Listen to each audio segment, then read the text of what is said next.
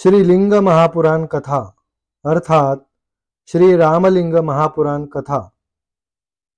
सर्व साधकांना आनंदाची बातमी। भगवान राम, कृष्ण, छत्रपती शिवाजी महाराज यांनी पूजलेले समाजाचे कल्याण करणारे शिवलिंग याविषयी अत्यंत दुर्मिळ, कधीही न ऐकलेली सत्य कथा म्हणजे श्री लिंग महापुराण कथा अर्थात श्री रामलिंग महापुराण कथा। साधक हो, VBK ट्रस्टचे श्री अमृतमंथनेश्वर कल्किदत्त मंदिर, पाषाणवाडी, शिरूर, घोडनदी, जिल्हा पुणे, महाराष्ट्र येथील पंडित चतुर्वेद सायंटिस्ट श्री वत्सवक्षा भगवंत परमहंस परिव्राजकाचार्य श्री काशी विश्वेश्वरानंद सरस्वती महाराज यांच्या अमृतवाणीत श्री लिंग महापुराण कथा अर्थात श्री रामलिंग महापुराण कथा दररोज सायंकाळी 6 ते 7 या वेळेत अवश्य लाभ घेणे। ओम वक्रतुंड महाकाय सूर्यकोटि समप्रभ निर्विघ्नं कुरु मे देव सर्वकार्येषु सर्वदा। ओम वक्रतुंड महाकाय सूर्यकोटि समप्रभ निर्विघ्नं कुरु मे देव सर्वकार्येषु सर्वदा। ओम गुरु ब्रह्मा गुरु विष्णु गुरु देवो महेश्वरा गुरु साक्षात् परम ब्रह्म तस्मै श्री गुरवे नमः। ओम दत्त दत्त राम राम, ओम दत्त दत्त राम राम, ओम शिव शिव श्याम श्याम, ओम शिव शिव श्याम श्याम। ओम शांताकारं भुजगशयनं पद्मनाभं सुरेशं, ओम विश्वाधारं गगनसदृशं मेघवर्णं शुभांगनं, ओम लक्ष्मीकान्तं कमलनयनं योगहृद्यानगम्यं वन्दे विष्णुभवहरं सर्वलोकैकनाथं। ओम शांती शांती शांती। दररोजच्या प्रमाणे आज श्रीलिंग महापुराण अर्थात श्री रामलिंग महापुराण कथा पुढे चालू करीत आहोत। विशेष महत्त्वाच्या गोष्टी याच्यामध्ये सांगितलेल्या आहेत, त्याचा आपण अभ्यास मनन केलं पाहिजे। विष्णू मार्फत शंकराचे महात्म्य सांगणे, त्याचप्रमाणे नारायणामार्फत सृष्टीचे वर्णन नंदीश्वर म्हणाले। त्यानंतर महेश्वर महादेवाचे गेल्यावर ब्रह्माजीपासून उत्पन्न भगवान विष्णू पद्मयोनी पितामह को अवधस करून ब्राह्मण करून म्हणाले। विष्णू म्हणाले, सर्वत्र गमनाचे सामर्थ्य करणारे आखणारे हे परमेश्वर ईश्वर जगन्नाथ महेश्वर शिव संपूर्ण जगताचे तथा हम दोनोंचे शरण आहे। म्हणजे त्यांना आपण दोघं बी भक्ती केली पाहिजे। हे ब्रह्मन, मी महात्मा शिवाचे वामांगापासून ज्या उत्पन्न झालो आहे, तथा स्वयं आपण महादेव रुद्राच्या उजव्या अंगापासून उत्पन्न झालात। आता म्हणून विषयात सम्यक विचाराचा ऋषीने मला प्रधान तथा प्रकृती येऊन आपल्याला अव्यक्त आज तथा पुरुष म्हटले आहे। म्हणजे आपण काही जन्म येत नाही, अव्यक्त असं आपल्याला ऋषीने म्हटलेलं आहे। आता याची एक महत्त्वाची गोष्ट सांगायची म्हणजे की जो आदी भगवान शिवशंकर आहे, त्याच्या डाव्या भागामधून भगवान महाविष्णू प्रगट झाले आणि उजव्या भागातून ब्रह्मदेव प्रगट झाला, असं इथं वर्णन आहे। म्हणजे ही त्रिमूर्ती झाली, ब्रह्मा विष्णू महेश। अशा दृष्टीने हे या ठिकाणी अवतार कार्यांनी आपलं सुरू केलेलं आहे. आणि मग ह्या भगवान शंकराच्या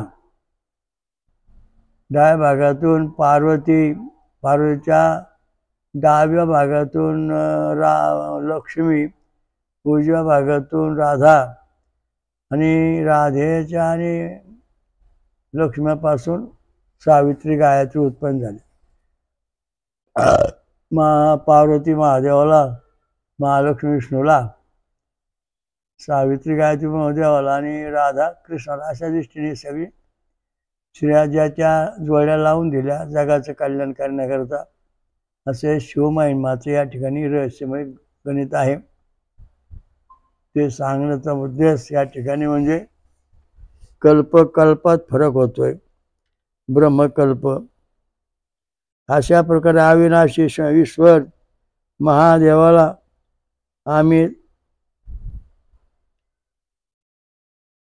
आम्ही दोघं कारण आहोत, संपूर्ण जगाचे स्वामी म्हटले आहेत. त्या देवेश विष्णूचे वचन ऐकून तो पद्मयोनी ब्रह्माने सुद्धा वर प्रदान केल्याप्रमाणे पूज्य महादेवाला क्षणोक्षणी प्रणाम केले आणि त्यांची स्तुती केलेली आहे.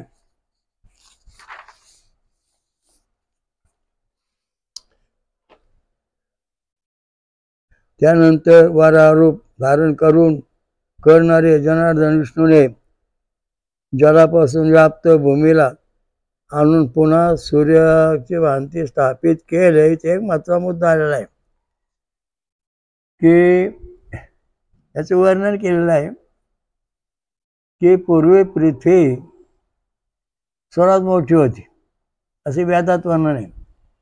सूर्य पूर्वेकडून उगायचा, पश्चिमेकडे जायचा. मत्स्य कच्च्या अवतारापर्यंत ही अवस्था होती. आता याच्यामध्ये आपल्याचा उल्लेख करणार. आणि ज्यावेळेला हिरण्याक्ष झाला, हिरण्यकश्यप मारला, हिरण्याक्ष झाला, मग हिरण्याक्षाने पृथ्वी उचलली आणि एका समुद्रात नेऊन बुडवली. आणि ते बुडवल्यानंतर ते पृथ्वीची तर गर फिरली आणि तिचं आकारमान जे चौकोनी काय वाकलं होतं ते सरळ गोल झालं. मग भगवान श्रीवाच्यक्ष भगवान महाविष्णूने वर अवतार धारण केला आणि आपल्या दातावर पृथ्वीला वर आणून सूर्याला स्थिर करून त्याच्या होती फिरायला लावला. हा इतिहास अत्यंत महत्त्वाचा आहे. कारण विज्ञानशास्त्र जे आहेत त्याने मूळ जे आपला ग्रंथ आहेत वेद त्याचा अभ्यास करायला पाहिजे. की पूर्वी पृथ्वी गोल होते म्हणजे चौकोनी होती किंवा वाकडी तिकडी होती. तिचा आकार सूर्यापेक्षा मोठा होता आणि त्यावेळेस सूर्य पूर्वेकडून उगवून पश्चिमेला जायचा सर्वांचा क्रम चालू होता आणि मत्स्य कच्छ अवतार पण चाललेलं होतं. आता मत्स्य अवतार कच्छ अवतारात समुद्र मंथन झालं त्यावेळेस पृथ्वी स्थिर असून सूर्य पूर्वेकडून उगवून पश्चिमेला जात होता. हा पहिला इतिहास. त्याच्यानंतर हिरण्यकश्यपूला प्रभूदा अवतारात मारलं. नंतर हिरण्याक्ष होता त्याचा भाऊ, त्याने पृथ्वी उचलली आणि समुद्रात नेऊन आकाशात जो समुद्र होता त्यात बुडवली. मग त्यावेळेस पृथ्वी पाण्यात गेल्यानंतर तिचा आकार गोल झाला. त्यावेळेला ज्यावेळा पृथ्वी समुद्र मंथन झालं त्यावेळेला पृथ्वीचा उत्तर दक्षिण ध्रुव पूर्व पश्चिम होता. हा सिद्धांत इथं निघतो. आपला जो सूर्याचा उत्तर दक्षिण ध्रुव आहे तो पूर्व पश्चिम आहे. कारण घोडण्याच्या पाण्याच्या मध्ये जे घोडणे खडे निघतात पावडर केल्यानंतर ती पावडरचा जर चुंबक पाहिला तर ते पूर्व पश्चिम दिशेला दक्षिण उत्तर ध्रुव दाखवतात. म्हणजे पूर्वी जी पृथ्वी होती तिचा जो ध्रुव होता तो दक्षिण पूर्व पश्चिम होता. आणि हिरण्यकश्यपाने जेव्हा पृथ्वी पाण्यातून वर बुडवली, भगवान वर अवताराने वर काढली, तेव्हा ही पृथ्वी गोल झाली. सूर्य स्थिर केला आणि त्याच्या भोवती फिरत ठेवली म्हणजे कोणच्या वर अवतारामध्ये मत्स्य कच्छमध्ये पृथ्वी अशी होती. वर अवतारामध्ये पृथ्वी सूर्याभोवती गोल फिरायला लागली. हा सिद्धांत या ग्रंथातून निघतो, वेदातून निघतो. वेदामध्ये जे सांगितलं त्याचा संदर्भित वाटतो. तो हा जो पांडुरंग आहे हे मत्स्य कच्छ वरा अवतार. तर पांडुरंग जो आहे हा कधीपासून आला? हा मत्स्य अवतारापासून आलेला आहे. म्हणून पांडुरंगाच्या कानामध्ये माशाची कुंडली, मकर कुंडली. तर मत्स्याची कुंडली का? तर मत्स्य अवतार घेतला पांडुरंगाने पूर्वी, त्याचं चिन्ह म्हणून त्यांनी गळ्यामध्ये कानामध्ये माशाची आपल्या बाळ्या तयार केल्या. नंतर कौस्तुभ मणी जो आहे समुद्रमंथनात निघाला, तो पांडवाने गळ्यात धारण केलेला आहे. वैजयंतीचा इतिहास, असे अनेक इतिहास. पण पांडुरंग जो आहे भगवान कृष्ण हा मत्स्य अवतार आहे. त्याने जग तारलं मत्स्य अवतार म्हणून कानामध्ये, पांडुरंगाच्या कानामध्ये मत्स्याची कुंडलं आहेत.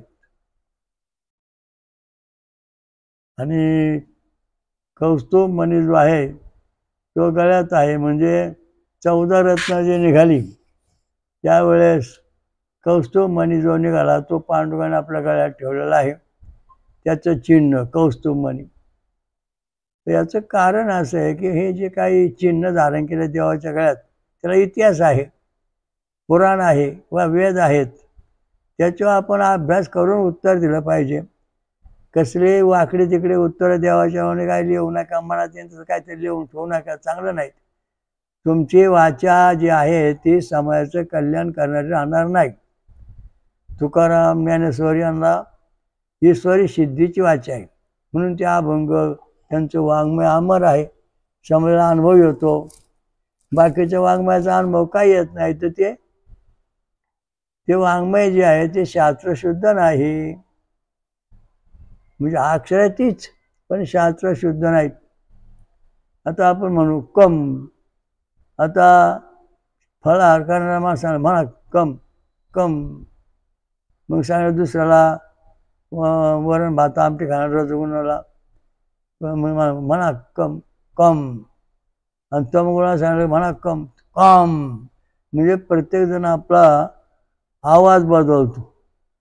मधुर ध्वनी त्यात येत नाही, रजोगुणी तमगुणी ध्वनी येतात. अशा दृष्टीने सगळं वाङ्मय आहे. तर जे महासिद्ध आहेत त्यांनी जे लिहिले त्याचे आपला अनुभव येतात. कोणी काय लिहून ठेवलेलं आपला अनुभव येणार नाही. त्याला कारण आहे तुकारामांची तपश्चर्या, संत ज्ञानेश्वरांची तपश्चर्या, या तपश्चर्याची फळं आहेत. त्यांच्या जीवनाचा इतिहास पाहिला तर किती दिवस ते उपाशी राहिले, त्यांच्या शरीरामध्ये किती वेदना आल्या, कसं काय खाऊन राहिलं नाही. त्यामुळे त्यांना ही ईश्वरी प्रेरणे शक्ती प्राप्त झाली. त्याने हे लिहिलेलं आहे. अक्षर वाङ्मय कधी नष्ट होणार नाही आणि त्यामुळे मानव सुधारणा होते. अशा दृष्टीने गायत्री मंत्र, वेद मंत्र या दृष्टीने जे वाङ्मय आहे शास्त्रशुद्ध त्याचा आपण अभ्यास केला पाहिजे. तेव्हा या ठिकाणी जे सांगितलंय वरा अवताराचं ते आपण आता पाहिलं. त्यानंतर भगवान विष्णूने नदी, नदो तथा समुद्र पहिल्यासारखे केले. पुन्हा पृथ्वीला उंचावर तथा नित्य खालच्या जागेपासून वरच्या जागेमध्ये आणले. भगवानने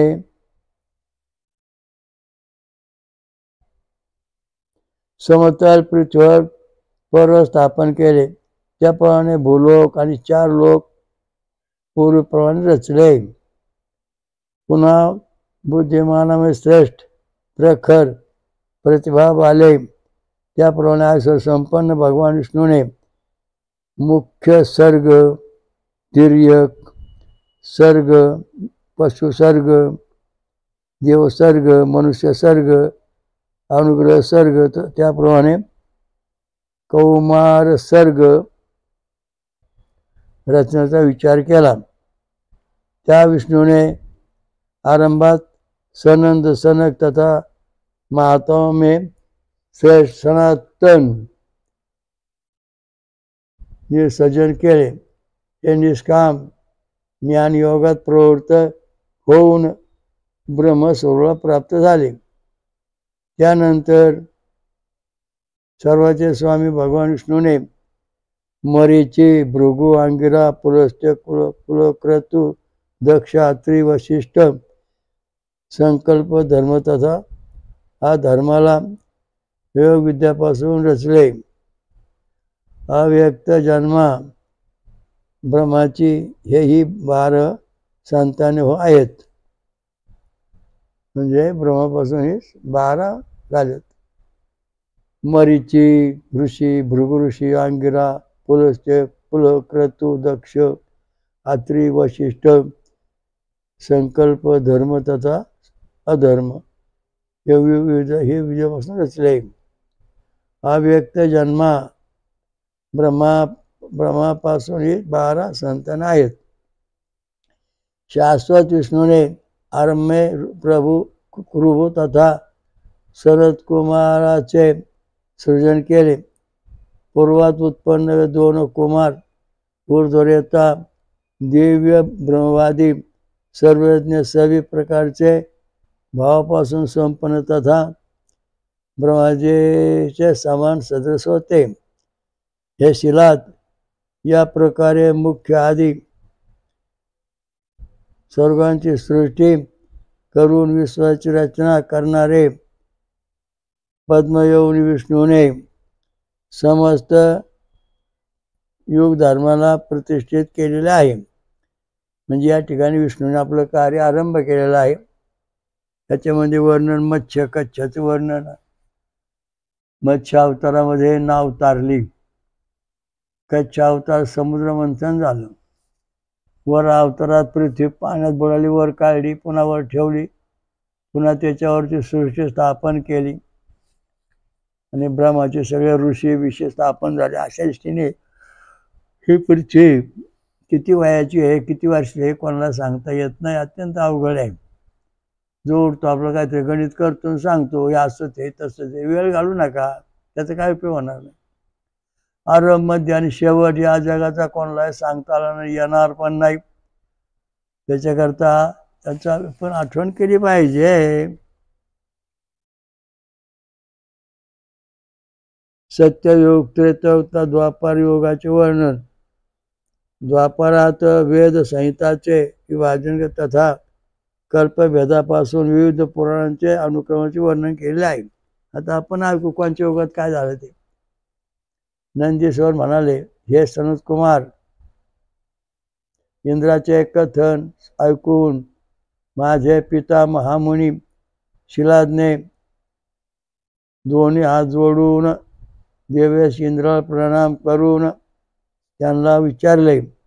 शिलाद म्हणाले, हे भगवान, हे शक्र, हे सर्वज्ञ, हे सर्व देव नमस्कृत, हे सचिपते, हे जगन्नाथ, हे सहस्राक्ष, हे महेश्वर भगवान पद्मयोनीने युग धर्म कशा प्रकारे कल्पित केला. आपण या विषयात सर्व काही मला शरणागताला सांगण्याची कृपा करा. शैलादी ऋषी म्हणाले, हे सनतकुमार, महात्मा शिलादका हे वचन ऐकून इंद्राने जसे पाहिले होते तसे युग धर्माचे विस्ताराचे वर्णन करून आरंभ केला. इंद्र म्हणाले, हे मुने, आदि में सत्ययुग, फिर त्रेतायुग, द्वापर तथा कलयुग ही 4 युग होते आहे. असे आपण संक्षेपात जाणून घेऊ. सत्ययुगाला सत्वगुण स्वरूप, तृतीयुगाला रजगुण स्वरूप, द्वापरयुगाला रज तमगुण रूप और कलियुग को तमगुण रूप जाणले पाहिजे. या प्रकारे विभिन्न युगामध्ये अलग अलग योग वृत्ती होते. सत्ययुगात ध्यान कारण लोक करीत होते परमेश्वराचं. तृतीय यज्ञ करीत होते. द्वापारात भजन करीत होते. कलियुगात विशुद्ध दानाला श्रेष्ठ कर्म, चांगलं दान धर्म केला तर त्याला श्रेष्ठ कलियुगात मानलेला आहे. हे सत्ययुग 4000 दिव्य वर्षांचे प्रमाणवाले आहे. त्याची संध्या 400 दिव्य वर्षांची होते. तथा त्याचे संध्या स्वतः या प्रकारचे 400 दिव्य वर्ष होत आहे. त्याप्रमाणे सत्ययुग 17,28,000 वर्षांचे आहे. हे शिलात, हे सोरोत या सत्ययुगामध्ये प्रजांची आयु 4000 आयुष्य वर्षांची होते. सत्ययुगामध्ये माणसं 4000 वर्ष जगत होती. सत्ययुग त्याचप्रमाणे त्याचे संध्यांश संपल्यावर जाण्यावर समग्र युग धर्माचा एक चरण घट जातो. पुन्हा उत्तम त्रेतायुग प्रवृत्त होते, जो 3000 दिव्य वर्षांचे होत आहे. सत्ययुगाच्या आधे प्रमाण के बराबर द्वापर को जानिए तथा त्याचे द्वापारापासून आधे समा बराबर कलियुगाचे प्रमाण का म्हणले आहे. हे मुने, इसी तरह त्रियुगाची संध्या 300 दिव्य वर्ष, द्वापर की संध्या 200 दिव्य वर्ष तथा कलियुग की संध्या 100 दिव्य वर्ष होती. अशा प्रकारे ही योग आहेत. तर सत्ययुग 17,28,000, त्रेतायुग 12,96,000, द्वापारयुग 8,64,000, कलियुग 4,32,000 वर्षांचा आहे. अशी एक कालगणना आहे. आणि त्या संध्या म्हणजे म्हटलेलं आहे, तर त्या वर्षांच्या ज्या संध्या म्हणजे जोड, म्हणजे मधला जो टप्पा आहे त्या टप्प्याला ते संध्या म्हटलेलं आहे. सर्वांचा संध्याकाळ समान ही जाणले पाहिजे. प्रत्येक कल्पात येणारे योगांचे ही स्थिती आहे. आता बघा, याच्यामध्ये महत्त्वाचा मुद्दा असा आहे की कृत, त्रेता, द्वापार हे जे योग आहेत हे सतत कायम येत राहतात. आतापर्यंत किती आले किती वेळ तपास नाही. सनातन धर्म आरंभापासून सत्ययुगाचे 4 चरणवाला आहे, त्रेतायुग 3 चरणवाला आहे, द्वापारात 2 चरणवाला आहे, तथा कलियुग में 1 मात्र चरणवाला होऊन अधिष्ठित राहतो आहे.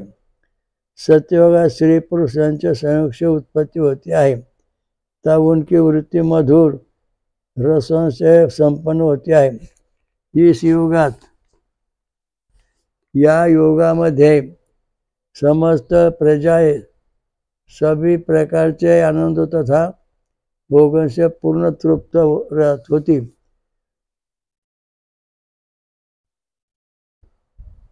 या युगामध्ये अधमता तथा उत्तमता कोई भेद नव्हता, उच्च नीच भेद नव्हता आणि सर्व प्रजा शुभ लक्षणवाली उत्पन्न होत राहत होती, संपन्न होती.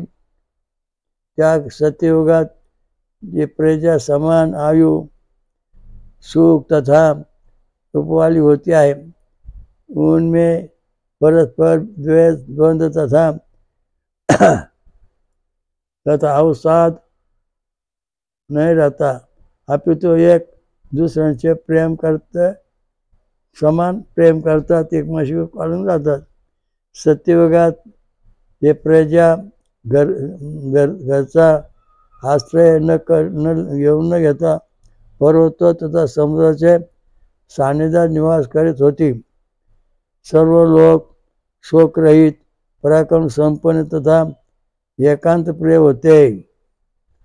घरदार बांधले होते, डोंगरात तिकडे राहायचे आर्य लोक पहिल्या सत्ययुगामध्ये.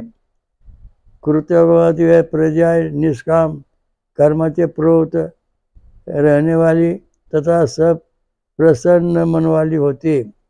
वे कर्माचे पाप तथा पुण्य की भावना से रहित होते. त्यांना पाप पुण्य त्या सत्ययुगात नव्हते. त्या समवेळी वर्णाश्रम व्यवस्था होती, किंतु वर्ण संकर दोष विद्यमान नाहीत, म्हणजे आंतरजाती त्यावेळेला नव्हते, वाकडे तिकडे व्यवहार समान नव्हते.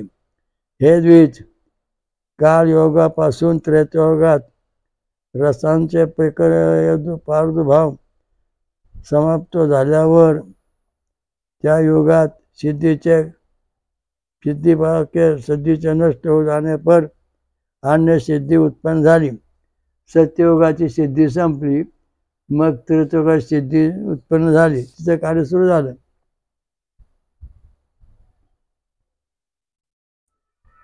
पाण्याची अल्पता असताना भगवान मेघात्मा गर्जनयुक्त मेघापासून माध्यमापासून जल पाऊस पाडतो.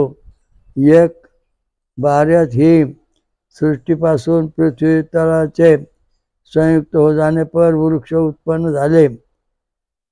इस प्रकारे वृक्ष ही प्रजांचे ग्रहरूप बन जाते झाले. त्या संपूर्ण वृत्ती त्याचा उपभोग कोणी वृक्षापर आश्रित राहिला.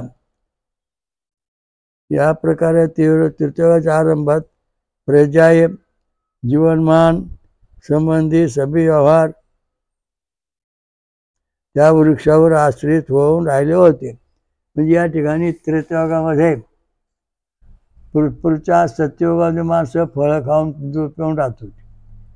तर सत्ययुगामध्ये तृतीयुगामध्ये सगळी माणसं झाडाचा आश्रय करून राहायला लागली आणि फळं खाऊन राहायला लागली, असे या ठिकाणी वर्णन आहे. तत्पश्चात अधिक समय गेल्यावर त्यांच्या बुद्धी विपर्यापासून त्या प्रजामध्ये अकस्मात राग तथा क्रोधापासून युक्त भाव उत्पन्न झाले. त्या प्रजामध्ये त्या समवेळी उत्पन्न विपर्यापासून कारण ग्रह संज्ञ सर्व वृक्ष नष्ट झाले.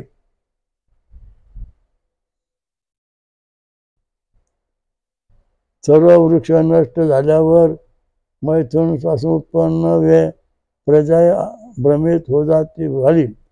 त्यानंतर सत्याचा चिंतन करणारे प्रजागण या सिद्धीचा फिरसे ध्यान करू लागले. या प्रकारे ध्यानाचे फलस्वरूप त्यांचे ग्रहसंज्ञक वृक्ष पुन्हा उत्पन्न झाले. वृक्ष प्रजांचे साठी वस्त्रभूषण तथा नानाविध फळ उत्पन्न करते आहे, म्हणजे सगळं अन्नधान्य सगळं वृक्ष झाले. त्यासाठी त्या वृक्षांचे पत्त्यात गंध वर्ण रसापासून युक्त शक्तिवर्धक तथा माक्षिका सहित मधु पैदा होतो आहे. म्हणजे मध वगैरे किंवा चांगला पदार्थ तयार झाले, मधु गोड, अशा दृष्टीने वृक्षापासून ती माणसं त्यावेळेला जगू लागली. त्या मधुपासून प्रजा सुखपूर्वक तथा जीवन मापन करू लागले आणि वेसवी सिद्धीपासून संतापरहित होऊन सर्वदा हष्टपुष्ट राहू लागले. तत्पश्चात कालांतरामध्ये प्रजा पुन्हा लोभापासून वशीभूत होऊन बलपूर्वक त्या वृक्ष अथवा माक्षिक मधुका हरण करू लागली. लोभात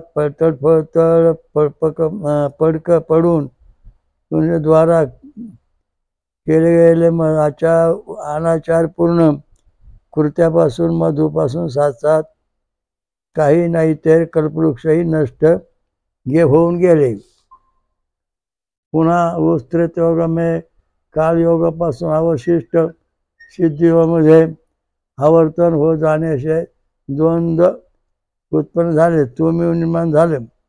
पुन्हा तीव्र शीत वर्षा तथा आपसमे प्रजाई अत्यंत दुःखित हो झाली. या द्वंद्व पीडित प्रजाई आपले आवरणाचे उपाय करायला लागले. द्वंद्वापासून निरंतर प्रतिहत प्रजाय पर्वतावर घर बांधू लागले. यासाठी पूर्व स्वच्छात चरितापूर्ण प्रजाय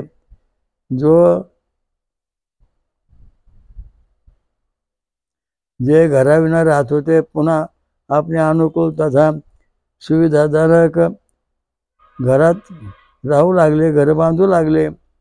मधुपासून मधुके सात पुन्हा कल्पवृक्षापासून बी नष्ट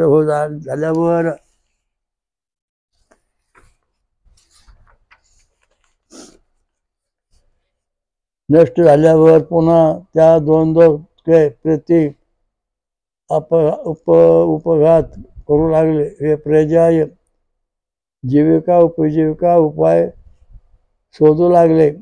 हे प्रजाय पुन्हा जप विवादापासून व्याकुळ तथा भूक एवं त्या पाण्यापासून पीडित तानेपासून झाली. तेव्हा त्रयोगात त्यामध्ये सिद्धीचा प्रादुर्भाव पुन्हा झाला होता. त्यासाठी कृषी कार्याला पूर्णतः सिद्ध करणारी दुसरी अन्य वृष्टी झाली. वृष्टीजनित ते जल आधी नदीमध्ये रूपात परिवर्तित झाले आहे. सततवृष्टी झाल्यापासून नद्या तथा जलापासून अन्य उद्गमस्थान झाले. अशा प्रकारे दुसऱ्या सृष्टी सर्जनमय नद्यांचा प्रादुर्भाव झाला. सर्ग म्हणजे काय, त्याचे काळ आहे, त्या काळात काय काय उत्पन्न झाले त्याने सांगितलं. अशा प्रकारे पृथ्वीवर जो जलबिंदू पडले त्या जला तथा भूमीचे सर्वापासून अल्प कृष्ट तथा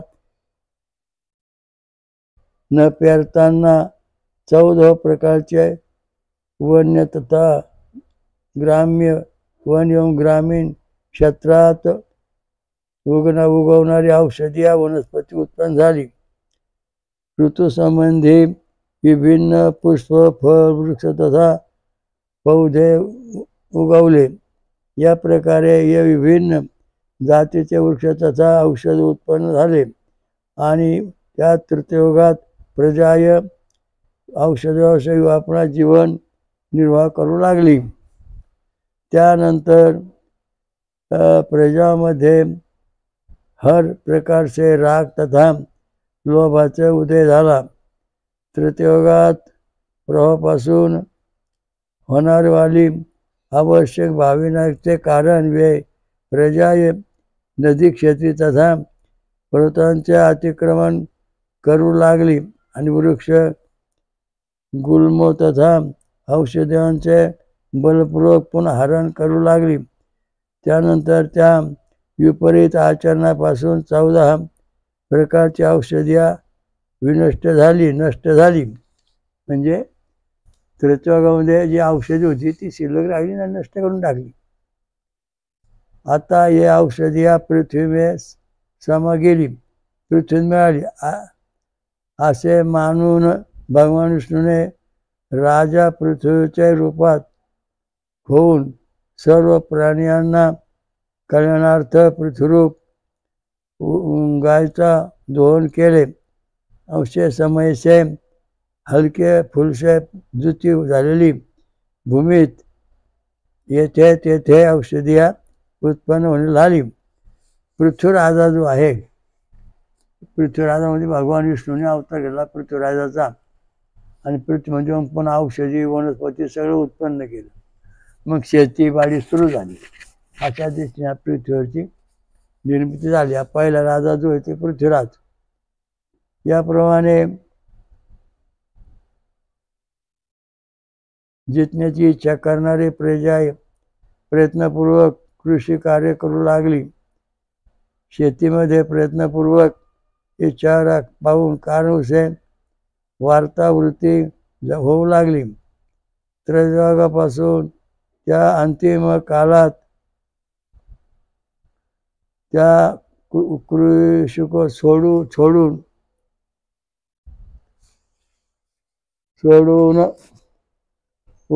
आजीविका कोई अन्य उपाय नाहीला.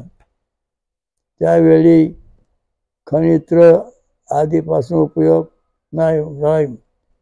हातापासूनही खोद कर पर्याप्त जल प्राप्त झाले. त्यावेळी सभी लोक युग प्रवास कारण क्रोधापासून वशीभूत होऊन बलपूर्वक एक दुसरे के पुत्र श्री धन आदीचे हरण करू लागले. यापर्यंत संपूर्ण स्थिती पाहून मर्यादाची प्रतिष्ठा करण्यासाठी तथा दुःखापासून रक्षा करण्यासाठी भगवान कमल योनीने क्षत्रियों की उत्पत्ती केली. विश्वात्मा भगवान ने आपले तेजपासून वर्णाश्रम व्यवस्था स्थापित केली व त्याने स्वधर्मानुसार जीविकाद्वारा जीवनाचे निर्माण परिपालन व स्वयं केले. अशा प्रकारे त्रेतायुगात क्रमापासून यज्ञानुष्ठान आदी आरंभ झाले. सभेला व्रतामध्ये निष्ठा राहिली. कोणी सुद्धा मनुष्य पशु यज्ञ नाही करते. म्हणजे यज्ञ होते त्या यज्ञामध्ये पशु हिंसा करीत नव्हते. त्रेतायुगामध्ये लक्षात ठेवा. आणि आता लोक यज्ञ कुठे काय धार्मिक कार्यात हिंसा करतात म्हणजे धर्माच्या विरुद्ध चालू झालं. त्यावेळेस व्यापक दृष्टीवाले भगवान विष्णूने आपले सामर्थ्यापासून क्रमपूर्वक यज्ञ संपन्न केले. हे मुने त्या वेळी द्विज लोक हिंसा न करने वाले की प्रशंसा करते. ते हिंसा करीत नव्हते म्हणजे आयुष्य त्यांची स्तुती करायची. द्वापारात बी लोकांनी मन वचन कर्मापाची बुद्धीत भेद उत्पन्न झाले. कष्टपूर्वक कृषी कार्य ही संपन्न होते आहे. यावेळी शारीरिक क्लेशवश सर्व लोकांमध्ये लोभ वृत्ती वाणिज्य कर्मापासून विवाद तथा चित्त कलुकेचे कारण यथार्थ वस्तू प्रति संदेह उत्पन्न होणे लागला. त्यावेळी शाखांचे रूपात वेदांचे विभाग झाले. कर्मधर्मांचे संकर अर्थात अन्य धर्माची प्रवृत्ती झाली. त्या द्वापर ब्राह्मण आदी पूर्ण तथा ब्रह्मचर्य आदी आश्रमांचा लगभग विनाश झाला. लोकांमध्ये वासना द्वेष राग लोभ तथा मत प्रवृत्त झाले. द्वापार आदी काल में व्यासांचे द्वारा एक वेद 4 भागामध्ये विभक्त झाले. ऋग आदी 4 पदों युक्त एक वेद संहिता या प्रकारे भूलोकात त्रेता आदी कालाचे अध्ययन केले जाऊ लागले. तेच वेद द्वापर आदी काळात आयु संरक्षणाचे कारण ही बाजी कर दिले आहेत. त्या युगामध्ये द्वापारामध्ये व्यास ऋषींनी एक वेद होता त्याचे 4 ऋग्वेद यजुर्वेद अथर्ववेद तयार केले आणि त्यांचे कार्य विभाजून दिलं. यज्ञ कोणी करायचा अभिषेक ऋग्वेदाने अभिषेक करायचा, यजुर्वेदाने होम हवन करायचं, स्वामीवेदाने भजन करायचं आणि अथर्ववेदाने जादूटोणा काही काळी विद्या असेल ती नष्ट करायची. असे कार्य त्यात दिलं आहे. त्याचे पुढे ऋषी पुत्रांचे द्वारा आपल्या सृष्टीपासून विभाजन पुन्हा केले गेले. दृष्टीविभ्रम अलगाग विचार अलग अलग विचार करणारे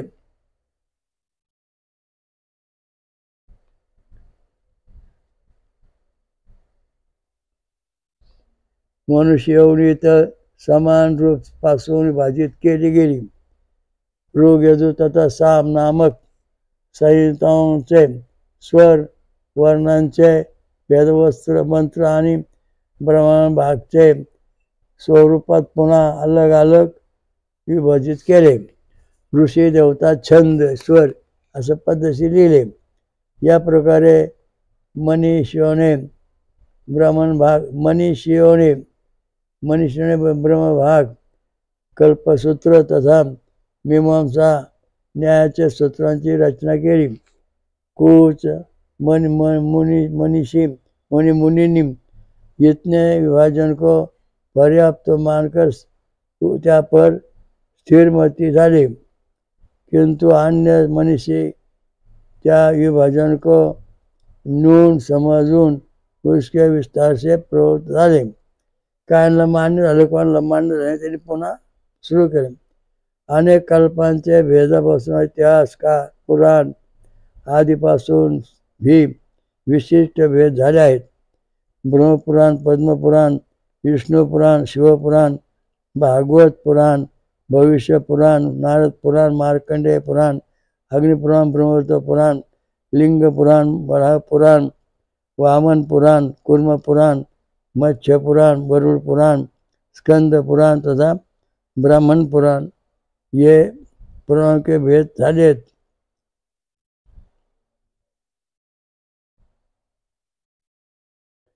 यामधून 11वा पवित्र लिंग पुराण द्वापरात विभक्त केले गेले आहे. मनु, अत्रि, विष्णू, हरित, याज्ञवल्क, उशना, अंगिरा, यम, आपस्तंभ, संवर्तक, कात्यायन, बृहस्पति, पराशर, व्यास, शंख, लिखित, दक्ष, गौतम, शातातप, वशिष्ठ आदी बहुत मुनी धर्मशास्त्रांचा विस्तार करायला लागले. अवृष्टी, कालगण, रोग, विघ्न एवं मन वचन कर्मजनित दुःखापासून निवेद उत्पन्न होतो. निवेदपासून त्या प्रजापासून मनात दुःखापासून छुटण्याचा विचार पैदा झाला आहे. त्या विचारापासून वैराग्य तथा वैराग्यापासून सांसारिक क्रिया कलापासे दोष दिखाई द्यायला लागले आहेत आणि त्या दोषापावर्षांचे द्वापारचे ज्ञान उत्पन्न झाले. द्वापारात रजोगुण तथा तमोगुण युक्त 20 प्रवृत्तीची वृत्ती सांगितली आहे. आता सत्ययुगात एकमात्र धर्मही सर्वत्र राहतो होता.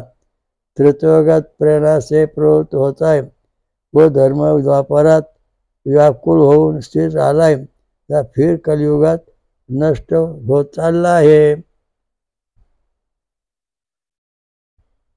ओम दत्त दत्त राम राम, ओम दत्त दत्त राम राम, ओम शिव शिव श्याम श्याम, ओम शिव शिव श्याम श्याम, ओम दत्त दत्त राम राम, ओम दत्त दत्त राम राम, ओम शिव शिव श्याम श्याम, ओम शिव शिव श्याम श्याम.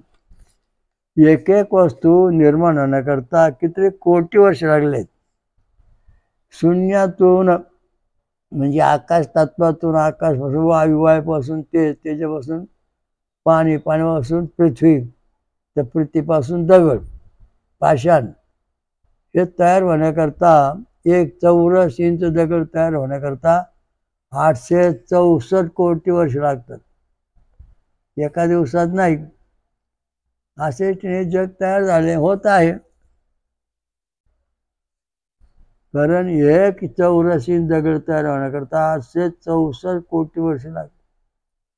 तर या अशा दृष्टीने सगळी गुह्य कल्पना म्हणजे जग आरंभापासून आतापर्यंत आपल्याला निर्णय योगातून आलेले आहे. सत्ययुगामध्ये माणसाचं आयुष्य भरपूर होतं आणि त्यावेळेला पाप पुण्य काही नव्हतं, सगळं पुण्यच. कारण कोणाला पाप बुद्धी काही सुचतच नव्हती. जो तो आपल्या एकनिष्ठ तत्वाने पशु पक्षी गुरं वासरं हे सगळे एक पक्षी एक तत्वावर वागत होते. तृतीययुगामध्ये थोडा फरक पडला, यज्ञ करायला लागले. द्वापारात विभाजन झालं आणि 2 भाग झाले, तू मी तू मी तू मी, राम रावण सारखे. ते द्वापार किती होऊन गेले, कलियुग किती होऊन गेले, त्याचा काय अंतर आहे. एका ब्रह्मदेवाच्या एका दिवसात 14 मनू होतात आणि आता ब्रह्माचं वय 51 वर्षाचं आहे. मग तू विचार करा, असे किती ब्रह्मदेव होऊन गेले असतील आणि किती वेळा पृथ्वीवर लोक प्रलय झाले असतील सांगता येत नाही. कारण याचा साक्षी फक्त एकच देव आहे, तो म्हणजे आदिनारायण सहस शीर्षा पुरुषा सहस दशांग. हा एकच देव. ह्या एका देवापासून ब्रह्मदेव आणि विष्णू शिव ही एक रूपातून प्रगट झालेले आहेत. म्हणजे एकच देव हा सहस शीर्षा पुरुष हा एकच देव आहे. जग आलं गेलं तरी तो सुरक्षित आहे, त्याला काय धोका पोहोचत नाही. अनाद्यांचा शांत होतो, काही राहत नाही असं म्हटलं जात. परंतु जर समजा तुमच्याकडे ज्वारी आहे ती सगळी जाळून टाकली आणि प्यारा पीठ राख पेरला उगवणार का नाही. तेव्हा परमेश्वराचं जे बीज आहे, तत्व आहे, मूळ सनातन तत्व जे आहे ते नष्ट होत नाही. ते जसं तसं बीजरूपाने राहतं. पुन्हा पुन्हा जग निर्माण होतं. समजा पिंपळ आहे, तोडून काढा, पुन्हा फुटला, तोडा, पुन्हा फुटला, तोडा.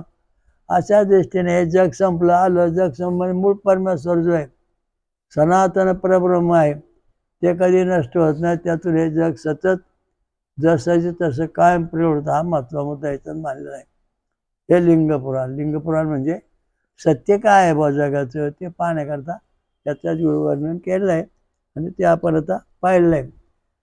ओम दत्त दत्त राम राम, ओम दत्त दत्त राम राम, ओम शिव शिव शाम शाम, ओम शिव शिव शाम शाम.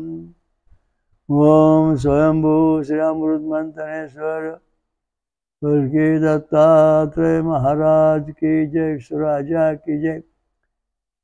स्वयंभू महापंच सागरेश्वरी महादुर्गा शाकंभरी माता की जय. ब्रह्मर्षी अत्री महासती अनुसया माता की जय. सर्व देवदेवतां की जय, साधु संतन की जय, धर्म की जय हो. हरिओम दत्त. ओम शांती शांती. VBK ट्रस्टची योजना बेकारी संपविणे, वेदमंत्र आणि रक्तगट प्रचार करा. समाजाकडून मदत होते. जगभर घरोघरी प्रचार करा. अधिक माहितीसाठी पुढील पत्त्यावर भेट देणे किंवा संपर्क साधणे. VBK ट्रस्टचे स्वयंभू विश्वराजा श्री अमृतमंथनेश्वर कल्किदत्त मंदिर, पाषाणवाडी, शिरूर, घोड नदी, जिल्हा पुणे, महाराष्ट्र. हरिओम दत्त.